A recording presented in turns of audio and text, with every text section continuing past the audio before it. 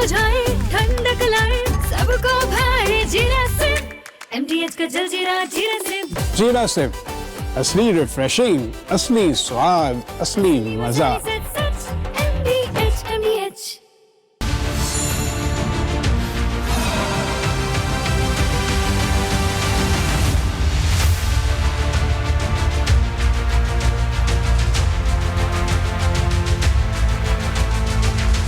नमस्कार, मेरा नाम है मानव यादव और आप मेरे साथ देखना शुरू कर चुके हैं राष्ट्र सर्वोपरि, क्योंकि राष्ट्र से बढ़कर कुछ भी नहीं है। और इसीलिए हम लगातार सरकार और सिस्टम से सवाल पूछते हैं, क्योंकि सिस्टम आम आदमी को मारने के सिर्फ बहाने ढूंढता है।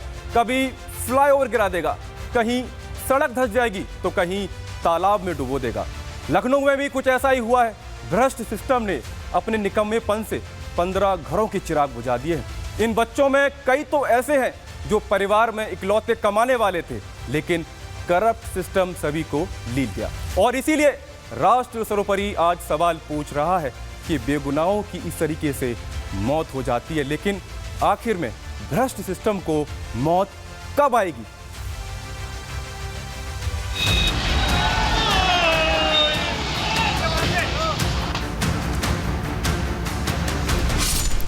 देश का कोई भी कोना ऐसा नहीं बचा है जहां सपनों के सौदागरों ने सफलता की गारंटी देने वाले कोचिंग सेंटर ना खोल रखे हों। कोचिंग के मायाजाल में बचपन से ही बच्चों को फंसा दिया जाता है।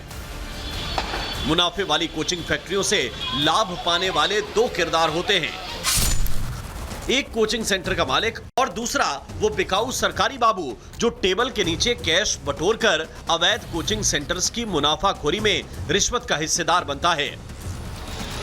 लखनऊ अग्निकांड के बाद से पूरे देश में हाहाकार मचा है। 15 बच्चों की मौत के बाद सिस्टम की नींद खुल गई है। दिल्ली से लेकर उत्तर प्रदेश और मध्य प्रदेश तक एक्शन की बाढ़ आ गई है। भ्रष्टाचारी और बिकाऊ सिस्टम की सक्रियता आपको अगले कुछ दिन ऐसे ही देखने को मिलेगी। जगह जगह छापेमारी होगी, एक्शन के नाम पर कोचिंग सेंटर्स को सील किया जाएगा। बिकाऊ सिस्टम इतना एक्टिव लगेगा मानो देश में अब कोई हादसा होगा ही नहीं, और अगर हादसा होगा भी तो माता पिता के लाडले लाडलियों की जान नहीं जाएगी।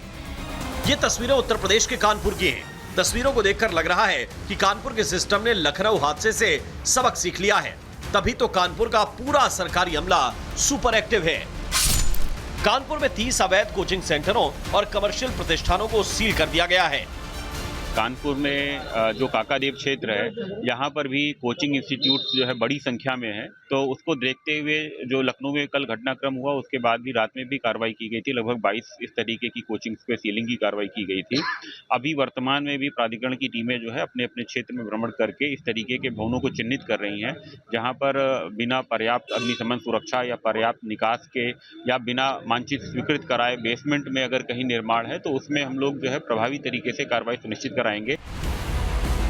एक्शन यूपी के बदायूं में भी हुआ।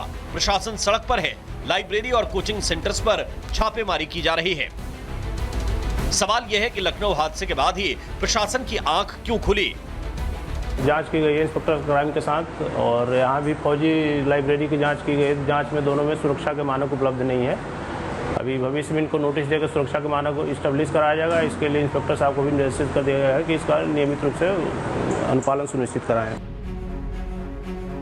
सीएम योगी के निर्देशों के बाद हर जिले के जिलाधिकारी फील्ड में हैं। अंबेडकर नगर में डीएम ईशा प्रिया ने एसपी के साथ मिलकर कोचिंग सेंटर्स का जायजा लिया, तो रायबरेली में भी अवैध और बिना रजिस्ट्रेशन चल रहे कोचिंग सेंटर्स पर एक्शन लिया गया।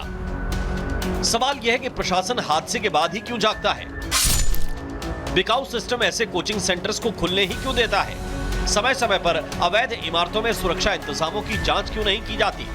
और सबसे बड़ा सवाल तो यह है कि बिकाऊ सिस्टम कब तक अपनी जेबों को भरने के लिए देश के लोगों की जिंदगी से खिलवाड़ करता रहेगा? फायर विभाग और जो विकास प्राधिकरण है, इनकी और इलेक्ट्रिकल डिपार्टमेंट की, विद्युत विभाग की टीम गठित करी गई है। किसी भी दशा में कमर्शियल अगर आप संचालन कर रहे हैं तो फायर सेफ्टी नॉर्म्स के अनुसार, इलेक्ट्रिकल सेफ्टी नॉर्म्स को पालन करते हुए ही करें। और यदि हिदायत देने के बाद भी कार्रवाई नहीं की जाती है, ठीक से उनके द्वारा अनुपालन नहीं किया जाता है, तो उनका संचालन बंद करने के लिए भी कहा गया है। देश में कोचिंग सेंटर कुकर मुत्तों की तरह बढ़ रहे हैं।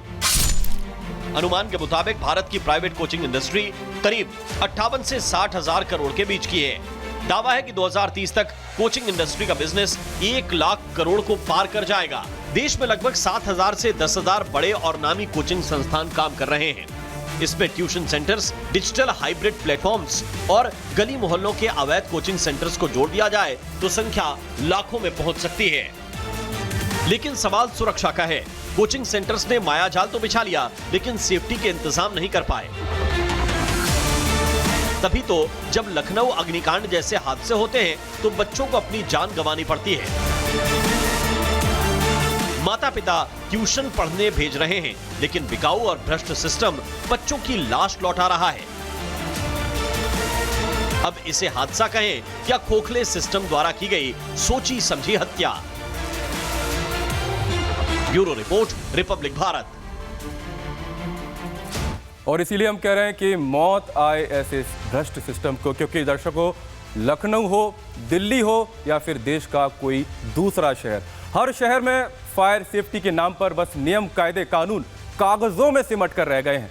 जब भी कोई ऐसा हादसा होता है और लोग मरते हैं तो सरकारी सिस्टम जागता है और कुछ दिन बाद फिर से कुंभकर्ण की नींद सो जाता है।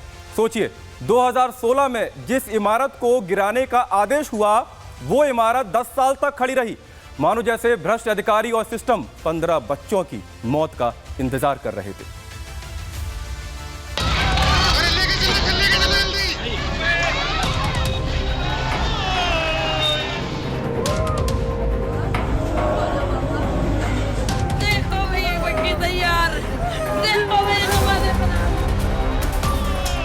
लखनऊ में 15 मौत के दोषियों को ऐसे ही चिन्हित किया जा रहा है जैसे राष्ट्र में होने वाले हर हादसे के बाद चिन्हित किया जाता है। विभागों की लिस्ट बनाई जाती है, सिस्टम के समंदर से छोटी मछलियों को पकड़ा जाता है और बतौर दोषी पेश कर दिया जाता है। इसके बाद फाइल बंद हो जाती है। जिन घरों के चिराग बुझ गए उन्हें इंसाफ के नाम पर सिर्फ मुआवजे वाला मरहम मिलता है।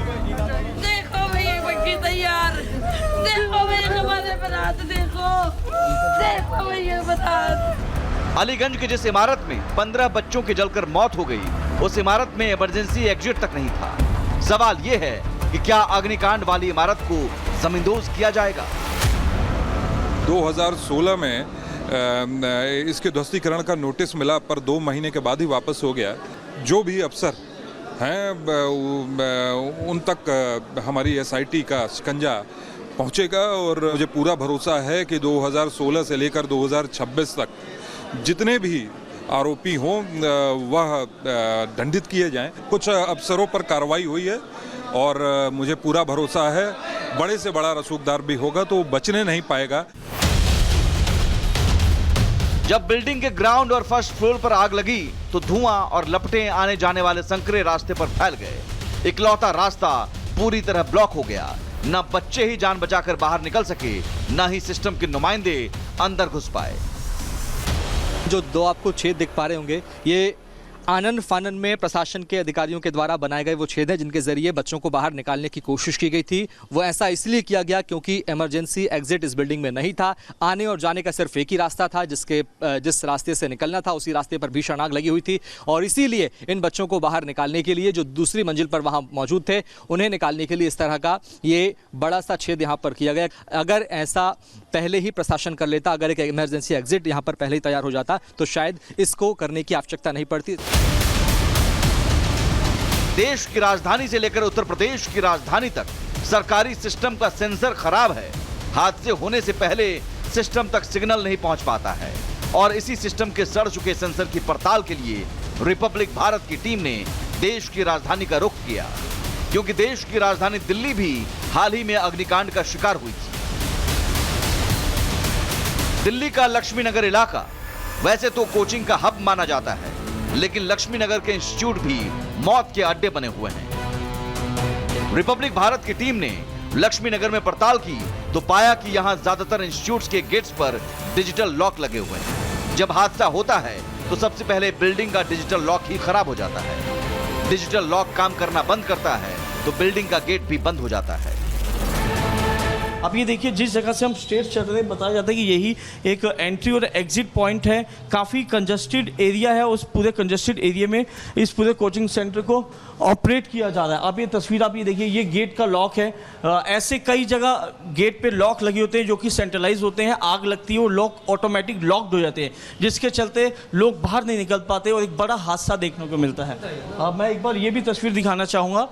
ये देखिए, ये भी एक बाहर गेट का लॉक है, ये भी लॉक्ड हो जाता है, तो कई बड़े हादसे वो देखने को मिलते हैं। रिपब्लिक भारत की पड़ताल में कोचिंग हब लक्ष्मी नगर को लेकर चौंकाने वाले खुलासे हुए हैं।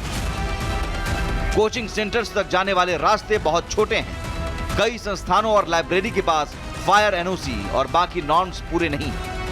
छोटे छोटे कमरों में बच्चों की भीड़ है। बड़ी बात यह है कि कई संस्थानों में इमरजेंसी एग्जिट तक नहीं है। अब ये तस्वीर देखिए, अंदर कई सारे छोटे छोटे कैबिन यहाँ पे बनाए हुए हैं, कैबिन में, और यहाँ पे कई सारी चेयर्स हैं। आप सर नहीं आप स्टाफ हूँ, यहाँ पे मैं स्टाफ हूँ। ये फायर एक्सटिंग्विशर्स भी रखे हुए यहाँ पे कहा जाता है दिल्ली सरकार के नॉर्म से कि 9 मीटर की बड़ी आप रूम लेते हैं तो वहाँ पे 20 से ज़्यादा बच्चे पढ़ते हैं, तो उसके लिए फायर की एनओसी होनी चाहिए। जी, हमारे पास 15 बच्चे हैं यहाँ पे। हमने 3 फायर एक्सटिंग्विशर्स लगा रखे, एनओसी भी रखे हुए हैं जो ऑनर के पास है। आपका कोई इमरजेंसी एग्जिट है यहाँ पे? नहीं, एंट्री एग्जिट एक है, पीछे का दरवाजा है, एक खुली हुई है। इमरजेंसी और एग्जिट जो है वो एक ही है, देख रहे हैं। तो ये कहीं ना कहीं लापरवाही नहीं मानते आप? लापरवाही, अब डिजाइन ऐसी है इंस्टीट्यूट्स की। सवाल यह है कि क्या इमारतों में लगने वाले डिजिटल लॉक लोगों की जान के दुश्मन बन गए हैं? क्या डिजिटल लॉक वाली क्रांति मौत के ऑटोमेटिक दरवाजे खोल रही है? और डिजिटल लॉक खरीदते वक्त किन बातों का ध्यान रखना चाहिए? बाजार में मिलने वाले कुछ डिजिटल लॉक्स में ऑटोमेटिक हीट सेंसर होता है। कुछ लॉक 30 से 60 मिनट तक आग की गर्मी झेलने के लिए सर्टिफाइड होते हैं, तो कुछ सस्ते लॉक्स हल्की आग में ही तुरंत लॉक या डेड हो जाते हैं। लॉक्स में एंटी पैनिक हैंडल या मैकेनिकल हैंडल भी होता है। भले ही बाहर से लॉक पूरी तरह इलेक्ट्रॉनिक हो, लेकिन अंदर की तरफ एक मैकेनिकल हैंडल या नोब होना चाहिए, जिसे सिर्फ घुमाने या दबाने से दरवाजा तुरंत खुल जाएगा। सिस्टम का सेंसर सांस छीन रहा है, लेकिन लोगों को अपनी इमारतों और घरों के सेंसर दुरुस्त रखने चाहिए, ताकि किसी भी बड़े हादसे की दस्तक होने पर लोग जान बचाने के लिए घर से बाहर निकल जाएं। Bureau report, Republic Bharat. तो आप मेरे सहयोगी साहिल की रिपोर्ट दिल्ली से देख रहे थे। वो दिखा रहे थे किस तरीके से जिन कोचिंग्स के भरोसे आप अपने बच्चों का भविष्य बनाने की कोशिश कर रहे हैं, वो कोचिंग सेंटर भगवान भरोसे है, वहाँ पर कोई फायर सेफ्टी नॉर्म्स नहीं है। चलिए अब आगे बढ़ते हैं खबरों में, क्योंकि किसी भी रिश्ते की नींव जो होती है दर्शकों, वो विश्वास और भरोसे पर टिकी होती है। लेकिन पुणे की एक महिला ने अपने होने वाले पति की हत्या की ऐसी साजिश रची कि हर कोई हैरान है, स्तब्ध है कि ये घटना रिश्तों की गरिमा को तो तार तार करती है, बल्कि सवाल भी पूछने को मजबूर करती है कि आखिर हमारा समाज किस ओर जा रहा है।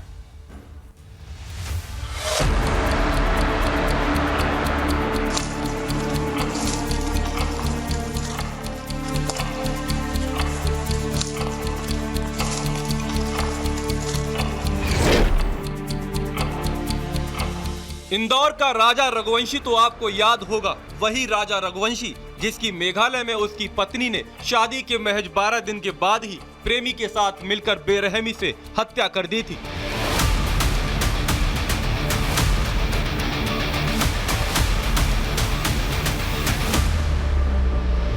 महज एक साल में देश दो खौफनाक हत्याकांड से दहल उठा है। दोनों ही हत्याकांड की स्क्रिप्ट एक, अंजाम एक, बदले हैं तो बस किरदार।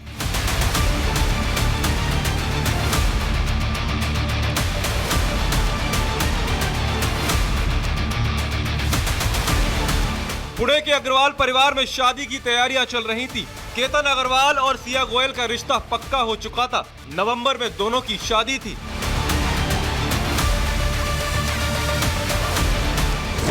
शादी के लिए 17 करोड़ का उदयपुर पैलेस और मेहमानों के लिए 2 चार्टर्ड प्लेन भी बुक किए गए थे। लेकिन शादी से पहले ही सिया गोयल ने अपने प्रेमी के साथ मिलकर मंगेतर केतन अग्रवाल की हत्या की ऐसी खौफनाक साजिश रची कि सुनने वालों के पैरों के नीचे से जमीन खिसक गई है।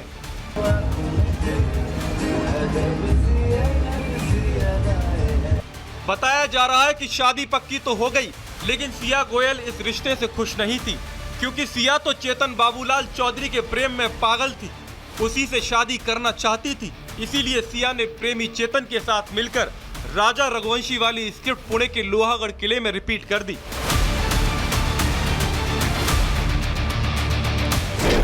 18 जून को केतन का जन्मदिन था। जन्मदिन को यादगार बनाने के लिए केतन ने अपने दोस्तों और मंगेतर सिया के साथ मिलकर लोहागढ़ के किले पर घूमने का प्लान बनाया।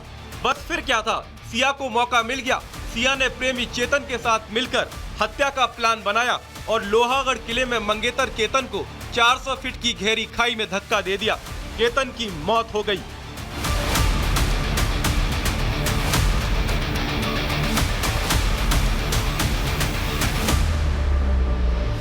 इसके बाद सिया गोयल ने इस हत्याकांड को हादसे में बदलने की कोशिश की और पुलिस को बताया कि केतन पैर फिसलने की वजह से खाई में गिर गया है। लेकिन सिया की कहानी का पर्दाफाश हो गया। पुलिस की जांच पड़ताल में सिया के कारनामे की पोल खुल गई। फैमिली की तरफ से हमारे तरफ एक तकरार की गई कि इसमें कुछ तो संशय जो है दिख रहा है, और फिर हमने अपने जो गोपनीय सूत्र हैं और उसके बिना कुछ साक्षीदार और जो तांत्रिक पुरावे हैं उसमें तपास करने के बाद सामने आया कि ये जो लड़की है सिया गोयल, इसका एक फ्रेंड जो चेतन चौधरी नाम का है, तो इनकी आपस में कुछ 1 साल के आसपास से पहचान थी। तो इन दोनों ने ये प्लान किया और प्लान करने के बाद इस घटना को अंजाम दिया। पूछताछ में इन्होंने कबूली भी दी है और अधिक तपास अभी चालू है। केतन के पिता विशाल देवी चंद्र अग्रवाल की शिकायत पर पुलिस ने केस दर्ज कर लिया है। सिया गोयल और हत्याकांड में शामिल सिया के प्रेमी चेतन को गिरफ्तार भी किया है। तो दर्शकों, आज के लिए राष्ट्रीय सरोपरी में इतना ही। कल फिर आपसे मुलाकात होगी ठीक रात 8 बजे। तब तक के लिए बने रहिए रिपब्लिक भारत के साथ। नमस्कार।